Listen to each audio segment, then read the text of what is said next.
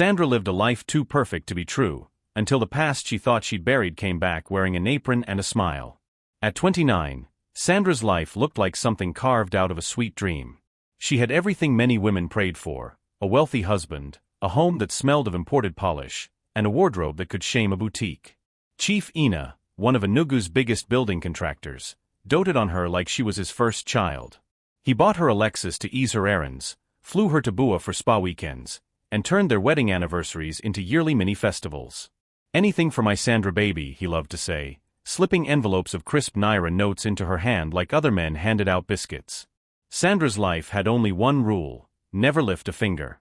Maids washed the marble floors until they shone like mirrors, cooked soup so rich they perfumed the street, and handled laundry so meticulously that Ina's senator suits looked carved. Sandra's hands remained soft, like freshly peeled yam. When her mother visited and teased, "My daughter, if electricity goes off and the maids vanish, will you know how to light a stove?" Sandra laughed, jingling her bangles. "Mama, that day will never come. Ina won't let me suffer." But her pride came with thorns. Nothing the maids did ever pleased her. If the Aussie soup wasn't smoky enough, she complained loudly. If a curtain hung an inch too low, she scolded for hours. "Did you call this clean?" she barked once, pointing at a barely visible speck on the white tiles. The girls whispered that Madam's tongue could cut wood. Sandra didn't just speak harshly, she made the girls feel small, forgetting birthdays, mocking accents, laughing at their requests for time off. One gentle girl, Efana from Imo, left in tears after Sandra accused her of stealing a gold bracelet that later turned up in Sandra's own handbag. For Sandra, the incident faded. But for Efana, it planted a seed of bitterness. Months blurred into years, and maids came and went like the harmattan breeze. Ina never raised his voice. "Let them go if they can't meet your taste," he said, writing another check for a new agency. Sandra took it as proof she deserved perfection. Yet, something strange began to shadow the perfect life. Maids no longer lasted a month. Some left with sudden excuses: family emergency, marriage call; others simply vanished. Still, Sandra's words sharpened, convinced no one was loyal enough. One hot August morning, after the fourth maid in 3 months packed her bags, Sandra stood at the window watching the compound gate swing shut. The air was heavy with the smell of last night's rain, and a silence she didn't like pressed around her. She dialed the agency. "I need someone serious this time," she said, "someone who won't run because of small corrections." The agency hesitated. "Madam, good workers are scarce now, but there's one lady. Very quiet. Experienced. If you can handle her quiet nature, she might suit you." Sandra smirked. "Send her. I don't need talk. I need work." The next morning, the compound gate creaked open just as sunlight broke through thick clouds. Sandra, still in her silk robe, sipped pineapple juice by the upstairs balcony as a slim figure in a simple brown dress stepped out of a yellow taxi. The new maid was tall, dark-skinned, and graceful, with neat cornrows and eyes that held something unreadable. She carried only a small leather bag and a folded apron. When Sandra's driver walked her to the door, the maid bowed slightly. "Good morning, Ma. My name is Nia." Sandra froze.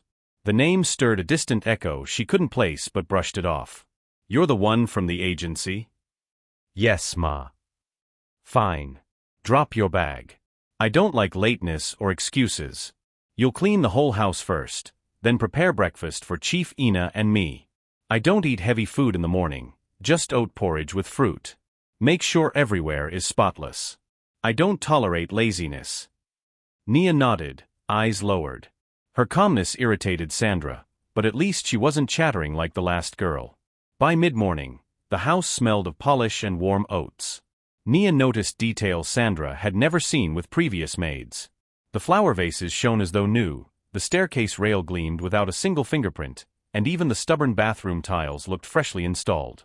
Chief Ina came downstairs in his Navy senator wear and inhaled deeply. Something smells different," he said, smiling. "Finally, a maid that understands cleaning." Sandra's lips tightened. It's her first day.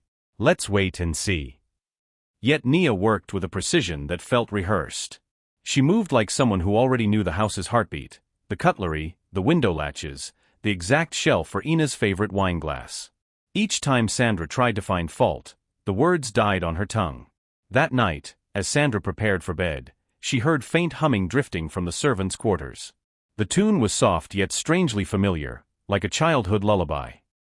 It lingered in her mind, even after she shut the window. The next few days followed the same pattern. Nia worked silently, wrapping the house in a new kind of peace. Meals were perfect, clothes ironed with military precision. Chief Ina lingered at breakfast, complimenting the taste of her vegetable soup. "She is extraordinary," he told Sandra one evening, licking his fingers after dinner. "You should keep her, my love.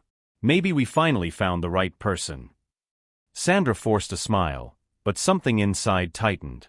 It wasn't just Nia's efficiency, it was the way she moved like she belonged, like she wasn't in a hurry to leave. On the fifth night, Sandra decided to surprise her husband with his favorite coconut rice. She entered the kitchen quietly and stopped short. Nia stood over a pot, stirring slowly counterclockwise, eyes closed, lips moving as if in prayer. Beside the pot, a small clay bowl held a dark powder unlike any seasoning Sandra had seen. "What are you doing?" Sandra snapped.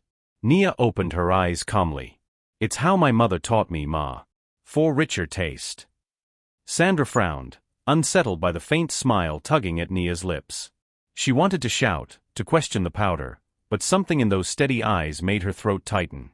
Later that night, lying beside Chief Ina, Sandra couldn't sleep. The humming returned, drifting from deep inside the walls. In that half-dreaming state, a face flashed in her memory. The tearful young woman she had accused of stealing a bracelet years ago, the one who had begged, "Madam, I didn't take it." The resemblance was no longer vague. Nia wasn't just any maid, she was the girl Sandra had wronged come back. The next morning, Sandra watched from the balcony as Chief Ina and Nia laughed together in the garden, a breakfast tray neatly set between them. Her chest tightened. "So early," she muttered, hurrying downstairs. But by the time she reached the garden, the laughter had ceased. Nia stood respectfully, head bowed. "Good morning, Ma," she said with a faint smile. Over the next week, the house changed in subtle ways. Ina began asking for Nia's special dishes, lingering in the kitchen to taste the seasoning. Sandra recounted everything, the humming, the footprints, the laughter in the garden, Nia's perfection, to a marker friend, Amaka. "I know a woman in a backpan," Amaka said. "She prays and sees things. Maybe you should talk to her." That night, Sandra followed Amaka to a small compound with clay walls painted faded yellow, a sign above the gate reading Prayer and Solution Center. An elderly woman with silver hair wrapped in a white scarf emerged. Her eyes were sharp and bright. "There is trouble in your home," she said. "A spirit of revenge has entered through someone you once hurt. She feeds it with food and midnight chants. Until it is removed and the house prayed over, love will turn to hatred, and your marriage will scatter." Tears filled Sandra's eyes. "Please, Mama, help me. I didn't know this would follow me." "You will not fight with shouting," the woman said. "You will fight with prayer and wisdom." That night, Sandra and Amaka returned to the house under a sky heavy with clouds. They anointed doors and windows with blessed oil, praying softly. In the kitchen, they found a clay pot buried beneath a loose tile, wrapped in black cloth. Strands of Sandra's hair, a piece of her silk robe, and a dark powder filled the pot. The faint humming rose from it. They poured holy oil over it and prayed until the sound faded. Calm settled over the kitchen. When Nia returned, Sandra confronted her. "I know who you are. I remember what I did to you years ago. But this house is under God's hand now. Whatever you planned will not work." For the first time, Nia's calm mask cracked. "So you finally remember. You called me a thief, ruined my name, and threw me out in tears. You thought life would stay sweet." Then, without another word, she left, her humming fading into the night. For the first time in weeks, the house felt still. Sandra sank onto the couch, tears mixing with relief and fear. Amaka laid a hand on her shoulder. "It's over," she said gently. "But you must change. This second chance is not for wasting." The next morning, Sandra told Chief Ina everything. She confessed her pride and past wrongs. Ina pulled her close. "We start again," he said simply. "Together." That weekend, their pastor blessed every room, and Sandra joined the prayers with a humility she had never known. She made a decision that surprised everyone, No more living maids for now. She would learn to care for her own home. Days turned into weeks. Sandra stumbled at first, burned rice and unevenly folded clothes, but she persevered. Ina often joined her in the kitchen, laughing as they experimented with recipes. The mansion, once silent, now echoed with shared chores and gentle conversation.